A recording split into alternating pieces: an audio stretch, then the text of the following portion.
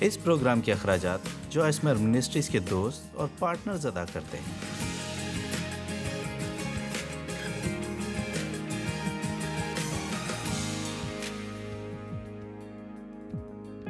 Programme روزمرہ زندگی سے لطف اٹھائے میں میرے ساتھ شامل ہونے کا شکریہ، اور میں دعا کرتی ہوں آپ آج کے پروگرام سے لطف اندوز ہوں گے اپنی اس سوچ سے کہیں بڑھ کر۔ اگر آپ نے آج کا یہ پروگرام نہ دیکھا ہوتا، میرا خیال ہے یہ آپ کے وقت کا بہترین سرمایہ ہوگا۔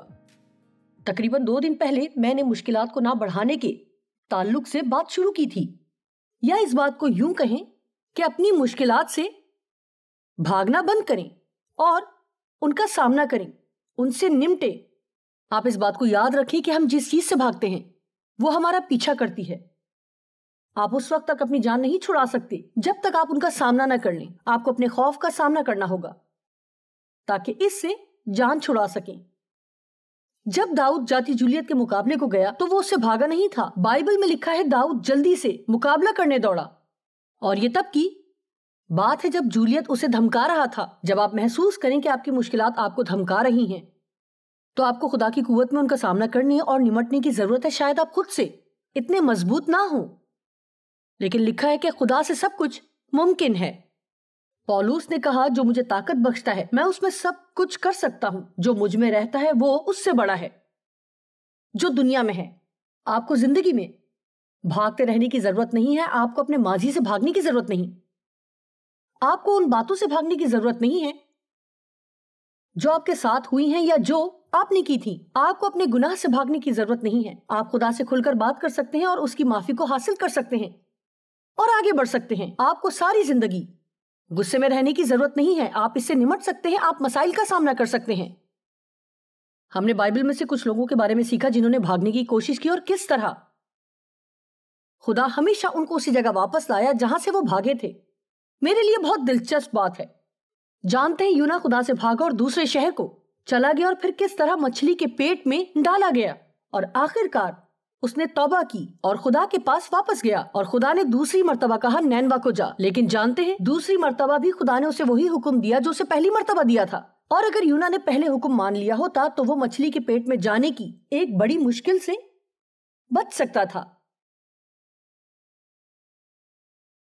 موسیٰ خدا سے بھاگا اور اس نے 40 برس بیابان میں گزارے۔ خدا نے اسے واپس مصر بھیجا، اسی جگہ جہاں سے وہ بھاگا تھا۔ ہاجرہ سارا کے پاس سے بھاگی۔ خدا نے کہا اپنی بیوی کے پاس واپس جا اور خود کو اس کے سپرد کر دے۔ خدا نے میرے ساتھ بھی کچھ ایسا ہی کیا۔ دیکھیں، اپنے ماضی کے گناہ سے معافی حاصل کرنا ایک بات ہے، لیکن اس کا یہ مطلب نہیں ہے کہ آپ کو ان چیزوں سے نمٹنا نہیں پڑے گا جو آپ نے ماضی میں کی تھی۔ خدا ہمیں فوری طور پر معاف کرتا ہے جب ہم اس سے درخواست کرتے ہیں، لیکن شاید کچھ معاملات ہو سکتے ہیں جن سے نمٹنے کی ضرورت ہے۔ اگر ایسا ہے تو آپ جان لیں گے آپ کو ماضی میں جا کر اسے تلاش کرنے کی ضرورت نہیں کہ کچھ ایسی بات ہے یا نہیں جس سے نمٹنے کی ضرورت ہے۔ اگر کچھ ہے تو خدا سے کہیں، وہ آپ پر ظاہر کرے گا۔ آپ میں سے کچھ ایسی چیزوں سے بھاگ رہے ہیں جو کہ آپ ٹھیک طور سے نہیں کرتے، اور ان سے بھاگنے کا ایک طریقہ عذر تراشنا ہے۔ ایک اور طریقہ دوسروں کو اپنے مسائل کا ذمہ دار ٹھہرانا بھی ہے، لیکن کل ہم نے پروگرام کا اختتام اس بات پر کیا تھا کہ ہم ہمیشہ ہی عذر تراشتے ہیں، اور دیکھیں کس طرح یسوع لوگوں کو اپنے پیچھے آنے کی دعوت دے رہا تھا، اور ان سب نے ہی بہانہ بنایا۔ کلام مقدس میں رومیو 2 باب میں لکھا ہے دوسروں کی اس بات میں عدالت نہ کرو کیونکہ تم خود وہی کام کرتے ہو، اس لیے دوسروں کی عدالت کرنے کا کوئی بہانہ نہیں ہے۔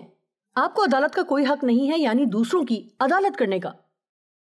اب میں یہ بات نہیں کر رہی کہ جیسا کہ آپ جانتے ہیں آپ ایماندار ہیں اور اگر خدا کے کلام سے واقف ہیں، آپ دیکھتے ہیں کہ کوئی گناہ کر رہا ہے، آپ گناہ کے تعلق سے عدالت کر سکتے ہیں، لیکن ہم لوگوں کے دلوں کو نہیں جانتے، اس لیے ہم یہ نہیں کرتے۔ ہمیں لوگوں کے لیے دعا کرنے کی ضرورت ہے، نہ کہ عدالت اور تنقید کرنے کی۔ رومیو 1 باب کی 20ویں آیت میں لکھا ہے کہ خدا پر ایمان نہ لانے کا بھی کوئی بہانہ نہیں ہے، جبکہ فطرت ہمیں بتاتی ہے کہ خدا وجود رکھتا ہے۔ واو، کتنے لوگ ہیں جو خدا پر ایمان نہ رکھنے کے بہانے بناتے ہیں۔ غلطیوں 5 باب کی 13ویں آیت میں لکھا ہے ایسا نہ ہو کہ وہ آزادی جسمانی باتوں کا موقع بنے۔ کچھ لوگ محسوس کرتے ہیں کہ جو چاہیں وہ کر سکتے ہیں کیونکہ وہ آزاد ہیں، ہاں میں آزاد ہوں، میں شریعت سے آزاد ہوں، یسوع نے مجھے آزاد کیا ہے۔ یہ بات درست تو ہو سکتی ہے، لیکن تو بھی ہم وہ کام کرنے کے لیے آزاد نہیں ہیں جس سے لوگوں کو تکلیف ہو۔ ہمیں جس نئی شریعت میں زندگی گزارنی ہے وہ محبت کی شریعت ہے۔ اس لیے پولس نے کہا محبت میں چلو اور وہ نہ کرو جس سے تمہارے بھائی اور بہن کو دکھ پہنچے۔ اس لیے ہمیں بہانے بناتے ہوئے محتاط ہونے کی ضرورت ہے۔ ہم نے اس تعلق سے بات کی تھی کہ ہم یہ کہتے ہوئے بھی بہانے بناتے ہیں کہ میں بالکل بے بس تھا، یہ بہت مشکل ہے، یہ میرے ساتھ زیادتی ہوئی ہے۔ میں نے اپنے برے رویے کے لیے کافی عرصے تک بہت سے بہانے بنائے تھے کیونکہ میرے ساتھ میرے باپ نے جن سے زیادتی کی تھی۔ اگر بچپن میں میرے ساتھ جو سلوک کیا گیا اگر وہ نہ کیا جاتا تو آج میں ویسے ہی کرتی جیسے اب کر رہی ہوں۔ ہو سکتا ہے کہ یہ ایک وجہ رہی ہو، لیکن خدا نے کہا شاید یہ تمہاری اس رویے کی وجہ تو ہو سکتی ہے، لیکن اس بات کو بہانہ نہ بننے دو کہ ایسی ہی رہو۔ شاید آپ کی پرورش مناسب طور پر نہیں ہوئی، شاید آپ کے والدین نے آپ سے اچھا سلوک نہیں کیا یا آپ کو ٹھیک طرح سے پیار نہیں کیا اور اس وجہ سے آپ کو اس قسم کے مسائل درپیش ہیں۔ ہو سکتا ہے یہی وہ وجہ ہو کہ آپ ایسے کیوں ہیں، لیکن اس بات کو عذر نہ بننے دیں کہ آپ ایسے ہی رہیں۔ خدا کے حضور اپنا دل کھولیں اور اسے اس بات کو ٹھیک کرنے دیں۔ الزام دینا ایک اور بہانہ ہے جو ہم اکثر ایسی صورتحال میں استعمال کرتے ہیں۔ ہم دوسروں کو الزام دیتے ہوئے اپنے مسائل سے بھاگتے ہیں، جیسا کہ آدم اور حوا کو باغ عدن میں بتایا گیا تھا کہ وہ کیا کچھ کھا سکتے ہیں اور کیا نہیں کھا سکتے۔ وہ کسی بھی درخت کا پھل کھا سکتے ہیں سوائے نیک و بد کی پہچان کے درخت کے پھل کے، اور پھر خدا نے کہا اس درخت کا پھل نہ کھانا۔ یہ حیران کن ہے کہ وہ باقی سب کچھ کر سکتے تھے لیکن صرف ایک یہی کام نہیں کر سکتے تھے، اور یہی وہ ایک چیز تھی جس میں شیطان نے آزمایا۔ خدا نے آدم کو بتایا ہوا تھا لیکن ابلیس ہوا کے پاس آیا۔ اب یہ ممکن ہے کہ آدم نے ہوا کو خدا کے حکم کے تعلق سے بتایا ہو یا خدا نے خود ہوا کو بتایا ہوگا، کیونکہ جب ابلیس نے اس سے جھوٹ بولنا شروع کیا اور کہا کیا تم جانتے ہو، کیا خدا نے واقعی کہا ہے کہ تم اس درخت کا پھل نہیں کھا سکتے؟ اس نے کہا ہاں، خدا نے کہا ہے کہ تم باقی درختوں کا پھل کھا سکتے ہو لیکن تم اس درخت کا پھل نہیں کھا سکتے۔ یعنی وہ جانتی تھی کہ اسے کیا کرنا ہے اور کیا نہیں، لیکن اس نے ہوا کو پھل دکھایا اور بتایا کہ یہ خوشنما ہے اور اسے بتانے کی کوشش کی کہ خدا اس سے ایک اچھی چیز کو باز رکھنے کی کوشش کر رہا ہے۔ خدا جانتا ہے کہ جب تم یہ کھاؤ گے تو اس کی مانند ہو جاؤ گے۔ بائبل بتاتی ہے کہ ہوا نے پھل لیا اور کھایا، اور پھر اس نے آدم کو بھی کھانے کے لیے قائل کر لیا۔ ابھی وقت نہیں ہے کہ میں اس کی تفصیلات میں جاؤں، لیکن آپ جانتے ہیں کہ آدم سربراہ تھا اور اسے معلوم ہونا چاہیے تھا کہ کیا ہو رہا ہے۔ خدا نے اس سے کلام کیا تھا اور ہوا نے اسے آزمایا اور وہی کیا جو ہوا نے کہا تھا، لیکن اسے فوری طور پر بتانا چاہیے تھا کہ نہیں، خدا نے ہمیں ایسا کرنے کے لیے نہیں کہا ہے، ہم یہ نہیں کریں گے، لیکن اس نے وہی کیا جو ہوا نے کہا، اور یوں دونوں نے پھل کھایا اور بھاگ گئے۔ جب ہم کچھ غلط کرتے ہیں تو ایسے ہی ہوتا ہے، اور ہم اپنے اندر گہرائی میں جانتے ہیں اور پھر ہم اسے چھپانے کی کوشش کرتے ہیں کہ خدا سے چھپا سکیں، لیکن خدا سے ہم نہیں چھپا سکتے۔ ایسی کوئی جگہ نہیں جہاں جا کر آپ خدا سے چھپ سکیں، کیونکہ وہ ہر وقت ہر جگہ موجود ہے۔ اور اگر آپ اس وقت خدا سے چھپنے کی کوشش کر رہے ہیں لیکن خدا جانتا ہے کہ آپ کہاں ہیں۔ میں نہیں جانتی، شاید آپ کے خیال میں آپ نے حادثاتی طور پر یہ چینل آن کیا ہے، لیکن ایسا نہیں ہے، یہ کوئی اتفاق نہیں۔ خدا آج آپ سے بات کرنا چاہتا ہے۔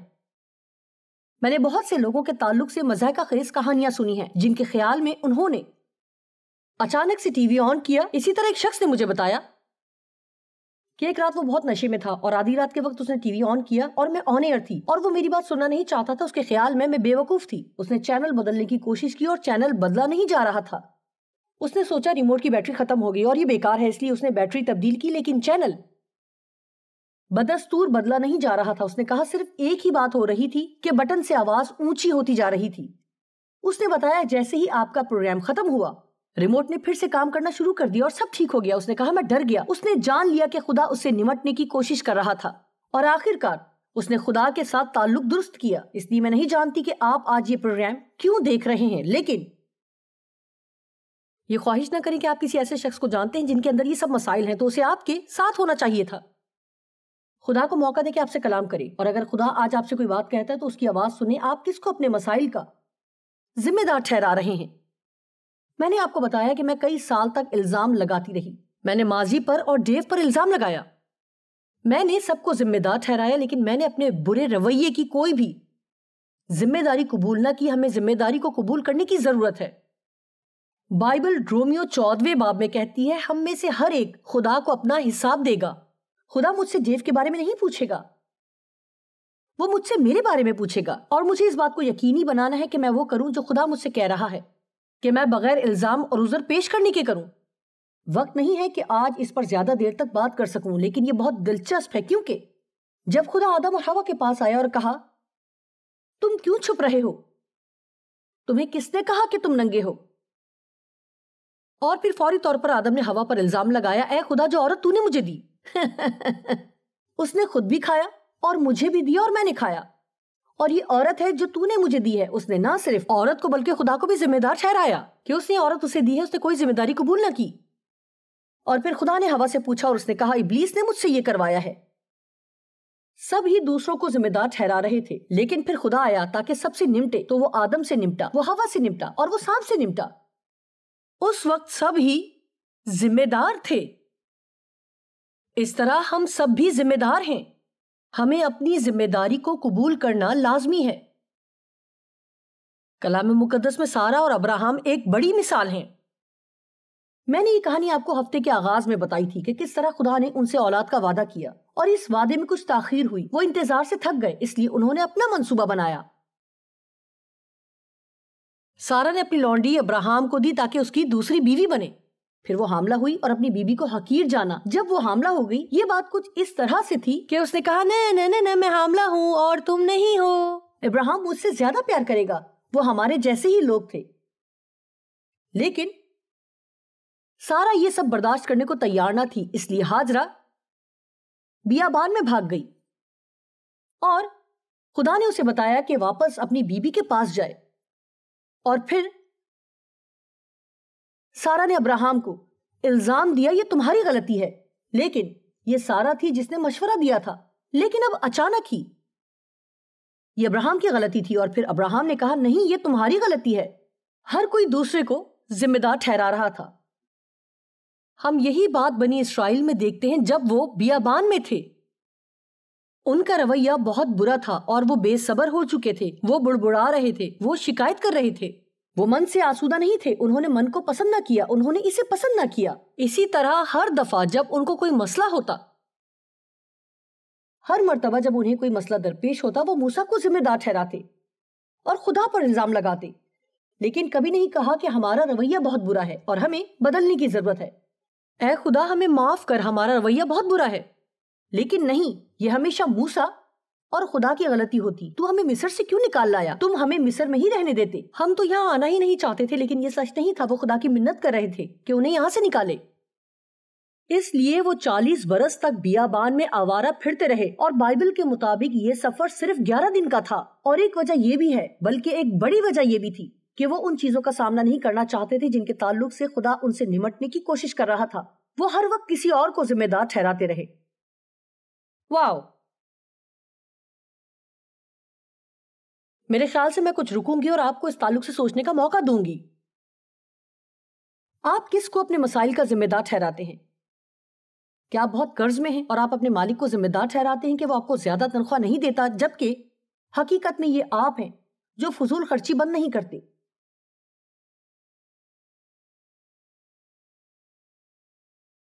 کیا آپ کے بچے آپ کے قابو میں نہیں ہیں اور آپ کی بات نہیں سنتے اور آپ انہیں ذمہ دار ٹھہراتے ہیں؟ جبکہ سچائی یہ ہے کہ یہ آپ ہیں جنہوں نے کبھی وقت نہیں نکالا کہ انہیں باقاعدہ سکھائیں کہ کیسا رویہ اختیار کریں، جبکہ آپ اپنے من پسند کاموں میں مصروف ہیں۔ میں جانتی ہوں آپ میں سے کوئی بھی ایسا نہیں، میں دوسرے لوگوں کی بات کر رہی ہوں جو یہ پروگرام اس وقت نہیں دیکھ رہے، لیکن میں آپ کو صرف یہ یقین دلانا چاہتی ہوں تاکہ آپ مستقبل میں کسی مشکل سے بچ سکیں اور دوسرے لوگوں کو الزام نہ دیں جب آپ کی زندگی میں مسائل ہوں اور آپ کو خود نمٹنے کی ضرورت ہو۔ الزام دینا فریب ہے۔ یہ ہماری مدد کرتا ہے تاکہ ہم اپنی زندگی کے موجودہ حقیقی مسائل سے نہ نمٹ سکیں۔ کچھ لوگ ہیں جو کہ مسائل سے بھاگنے کے لیے اپنے کام میں مصروف رہتے ہیں۔ یہ حیران کن ہے کہ کتنے لوگ ہیں جو اپنے کام میں مسائل سے منہ چھپاتے ہیں، یا وہ خود سے چھپتے ہیں، وہ اپنے کام میں اپنے ہی رویے سے چھپتے ہیں۔ جانتے ہیں وہ اپنے کام میں ہر وقت اتنے مصروف رہتے ہیں کہ ان کے پاس خدا کی آواز سننے کا وقت ہی نہیں ہوتا. ان کے پاس دعا کا وقت نہیں ہوتا، نہ ہی کلام کے مطالعے کا، اور نہ ہی چرچ جانے کا وقت ہوتا ہے. لیکن وہ یسوع پر ایمان رکھتے ہیں اور یقین رکھتے ہیں کہ وہ نجات پا چکے، اور جب وہ مر جائیں گے تو آسمان پر جائیں گے. لیکن یہاں خدا کے لیے ان کے پاس وقت نہیں ہے. ہمیں وقت نکالنے کی ضرورت ہے، صرف یہ بتانے کے لیے کہ ہم کیا چاہتے ہیں. ہمیں وقت نکالنے کی ضرورت ہے کہ خدا ہمارے ساتھ نمٹے. اور یہ اچھی چیز ہے، یہ صحت مند بات ہے، یہ بری چیز نہیں ہے. میرا خیال ہے کہ آج کے دور میں ہماری دنیا میں زیادہ بد اخلاقی کی وجہ یہ ہے کہ لوگ چاہتے ہیں کہ صرف ان کو تھپکی دی جائے اور بتایا جائے کہ وہ کس قدر شاندار ہیں. وہ چاہتے ہیں کہ وہ دعا میں صرف خدا کو بتائیں کہ وہ کیا چاہتے ہیں، ان کی کیا ضرورت ہے، اور خدا انہیں وہ سب کچھ دے جو وہ چاہتے ہیں. آپ جانتے ہیں کہ ایک وقت تھا جب معاشرے میں خدا کے کلام کی تعلیم لوگوں کو زیادہ گہرائی میں لے جاتی تھی. خدا کوئی الہامی قسم کا سینٹا کلاus نہیں جو وہ سب کچھ دے جو ہماری فہرست میں ہے. ہمیں اس کے پاس جانے اور کہنے کی ضرورت ہے، اے خدا میں تیرے لیے کیا کر سکتی ہوں. صرف یہ نہیں کہ تو میرے لیے کیا کر سکتا ہے، بلکہ میں تیرے لیے کیا کر سکتی ہوں. اور کیا میری زندگی میں کوئی ایسی بات ہے جس کو تو ٹھیک کرنا چاہتا ہے. خدا کے حضور اپنے ضمیر کو نرم رکھیں، پاک زندگی بسر کریں، اور اس بات کو یقینی بنائیں کہ آپ خدا کے حضور اپنا ضمیر صاف رکھیں. جیسا کہ کرنتھیوں میں پولس رسول نے کہا ہے کہ اس کے ضمیر میں کوئی خلش نہیں ہے. اس نے کہا کہ میرا دل خدا کے حضور صاف ہے. اس نے صحیح محسوس کیا کہ وہ جو کر رہا ہے اسے وہی کرتے رہنا چاہیے. اگر آپ کا ازدواج ٹھیک نہیں ہے تو یہ نہ سوچیں کہ آپ بہت مصروف رہ کر اسے نظر انداز کر سکتے ہیں اور امید کریں کہ یہ سب ٹل جائے گا. اگر آپ کے بچے ہیں جن کا رویہ ٹھیک نہیں اور وہ نہیں کر رہے جو انہیں کرنا چاہیے، تو صرف مصروف نہ رہیں اور نہ سوچیں کہ آپ کو ان سے نمٹنا نہیں ہے، بلکہ وقت نکالیں اور دیکھیں کہ حقیقت میں کیا ہو رہا ہے. یہ بھی ممکن ہے کہ آپ چرچ میں خدا سے بھاگ رہے ہوں.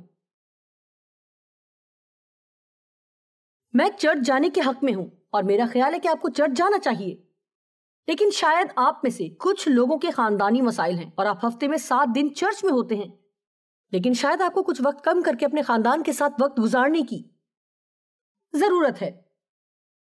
آپ اپنے بچوں یا جیون ساتھی کے ساتھ اچھے تعلقات نہیں بنا سکتے اگر آپ ان کے ساتھ اچھا وقت نہیں گزارتے. تعلقات وقت دینے سے بنتے ہیں، صرف پیسہ دینے سے نہیں، نہ ہی ٹی وی کے آگے بٹھانے سے یا ان کے لیے نئے کھلونے خریدنے سے. لوگ آج کل بہت مصروف ہیں، سب ہی مصروف ہیں. کافی عرصے سے تم سے بات نہیں ہوئی، 1 سال سے تمہیں دیکھا نہیں، تم کہاں مصروف تھے؟ اوہ میں بہت مصروف تھی. ایسا محسوس ہوتا ہے کہ ہماری زندگی کی گواہی صرف یہ ہے کہ میں مصروف ہوں. یہ کافی بری بات ہے. خدا نے ہمیں مصروف رہنے کے لیے نہیں بلکہ ہمیں پھلدار ہونے کے لیے بلایا ہے تاکہ ہم پھل دیں. ہمیں یہ یقینی بنانے کی ضرورت ہے کہ ہم اپنے وقت کے ساتھ جو کر رہے ہیں وہ بہت شاندار ہے. ہمیں کام کرنے کی ضرورت ہے.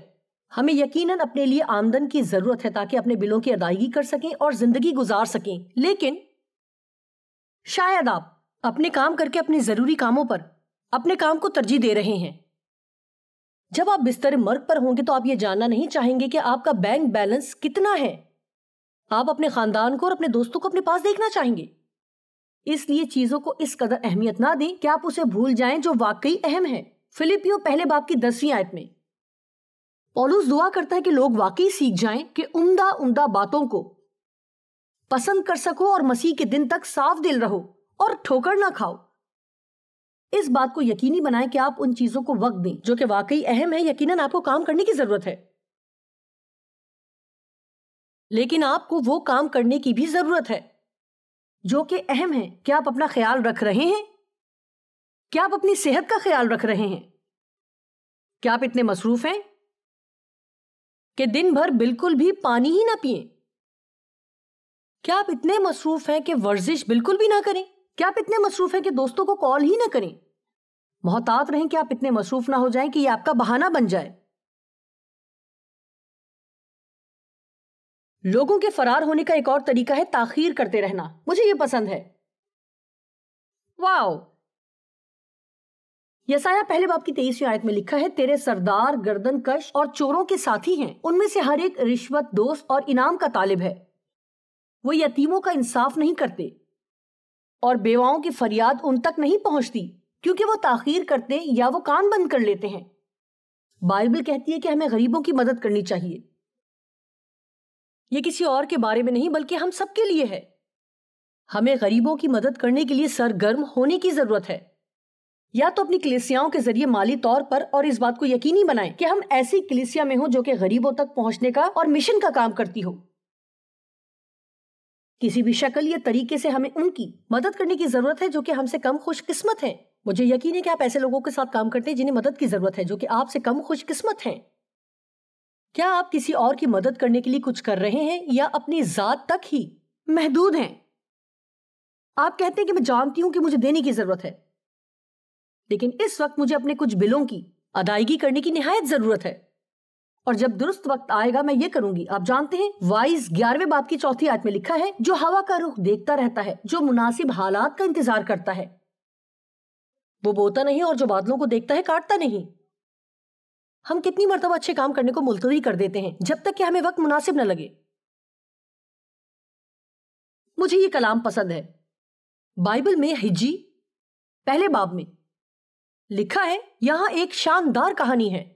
رب الافواج یوں فرماتا ہے کہ یہ لوگ کہتے ہیں ابھی خداوند کے گھر کی تعمیر کا وقت نہیں آیا، اگرچہ کہ خورس کے ذریعے 18 سال پہلے اس کا حکم مل چکا تھا. 18 سال سے یہ لوگ خدا کے گھر کی تعمیر کرنے میں تاخیر کر رہے تھے، اور خدا ان کو بتاتا ہے کہ تم اپنے گھر بنانے میں مصروف ہو جبکہ مجھے نظر انداز کر رہے ہو. ہم کتنی ہی مرتبہ اپنے ہی کام میں مصروف رہتے ہیں، اپنی زندگی تعمیر کرتے ہیں اور اس بات کو نظر انداز کر دیتے ہیں جس کے لیے خدا نے ہمیں بلایا ہوتا ہے یا ہمیں کرنے کو کہتا ہے. آپ درست کام کرنے کو التوا میں نہ ڈالیں، ابھی اس کا وقت ہے. کچھ لوگ اپنے مسائل کو جسمانی اعتبار سے ختم کر کے بھاگتے ہیں، وہ چھوڑ کر چلے جاتے ہیں، وہ اپنے ساتھی کو چھوڑ جاتے ہیں، وہ نوکری چھوڑ دیتے ہیں کیونکہ کچھ لوگ ہوتے ہیں جن سے نمٹنا مشکل ہوتا ہے، وہ کلیسیا چھوڑ جاتے ہیں کیونکہ پاسٹر نے ان کے ساتھ ہاتھ نہیں ملایا تھا، یا شاید ان کی کسی بات پہ اصلاح کی گئی ہو، شاید وہ پرستش میں رہنمائی کرنا چاہتے تھے لیکن کسی اور کو چن لیا گیا، اس لیے وہ ناراض ہو جاتے ہیں اور چھوڑ کر چلے جاتے ہیں. دیکھیں، اگر آپ ایک چرچ سے ناراض ہو کر کہیں اور جاتے ہیں تو وہاں بھی آپ کسی بات پر ناراض ہو جائیں گے. آپ کو رکنا سیکھنے کی ضرورت ہے جب تک خدا آپ کو جانے کو نہ کہے، لیکن ایسا کرنا ہمیشہ آسان نہیں ہوتا. کچھ دن پہلے میں نے کہانی سنی ایسے شخص کے بارے میں جس کی 9 مرتبہ شادی ہوئی. 9 مرتبہ! سوچنے کی بات ہے کہ کم از کم دوسری یا تیسری مرتبہ آپ کو یہ مکاشفہ مل جانا چاہیے. ان تمام تعلقات میں صرف آپ ہی ایک مسئلہ ہیں اور آپ کو دوسروں پر الزام لگانا بند کر دینا چاہیے. 9 مرتبہ! ازدواج کو چھوڑ دینا اور نوکری کو چھوڑ دینا کیونکہ یہ مشکل ہے. چھوڑنے کا ایک وقت ہے اور رکنے کا ایک وقت ہے. مسائل سے بھاگنے کا ایک اور طریقہ منشیات کا استعمال بھی ہے، یعنی نشہ کرنا، شراب پینا. درد کو ختم کرنے کی کوشش، چلو درد کو ختم کرنے کی کوشش کریں. شاید آپ جواری بن چکے ہیں، یا آپ ہر وقت خریداری کرتے ہیں، یا ہر وقت ٹی وی سے چپکے رہتے ہیں. میں لوگوں کو یہ بتانے کی کوشش کر رہی ہوں کہ خدا کو اپنی زندگی میں آنے دیں. ہر روز کچھ وقت نکالیں اور خدا کے حضور بیٹھ کر اس کے ساتھ وقت گزاریں اور کہیں، اے خدا، کیا کوئی ایسی بات ہے جسے مجھے ٹھیک کرنے کی ضرورت ہے؟ اپنی دعا کے وقت میں صرف خدا کو یہ نہ بتائیں کہ آپ کیا چاہتے ہیں اور آپ کی کیا ضرورت ہے. میں چاہتی ہوں کہ تو میرے شوہر کو اور میرے بچوں کو بدل دے. مجھے زیادہ تنخواہ کی ضرورت ہے، مجھے بڑے گھر کی ضرورت ہے، مجھے اچھی کار کی ضرورت ہے. خدا کو اپنی ضروریات بتانا اچھی بات ہے کیونکہ وہ پوری کرنا چاہتا ہے، وہ آپ سے پیار کرتا ہے. لیکن کم از کم میرا خیال ہے کہ ہر دن اچھا ہے، لیکن اگر آپ برداشت نہیں کر سکتے تو ہفتے میں کم از کم 2 مرتبہ یہ ضرور کریں، خدا کی حضوری میں بیٹھ جائیں اور کہیں، اے خدا، کیا کوئی ایسی چیز ہے جس سے مجھے نمٹنے کی ضرورت ہے؟ شاید مجھے ایسا نہیں کرنا چاہیے تھا. ہاں خدا، تو نے درست کہا ہے، مجھے کل یہ نہیں کہنا چاہیے تھا.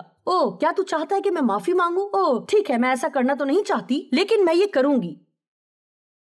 لیکن خدا جو کچھ بھی آپ پر ظاہر کرے یہ آپ کو ہمیشہ بہتر بنائے گا. یہ معاملہ الزام کا نہیں ہے کہ خدا کے حضور جائیں اور وہ آپ کو بتائے کہ کیا مسائل ہیں تاکہ آپ الزام محسوس کریں.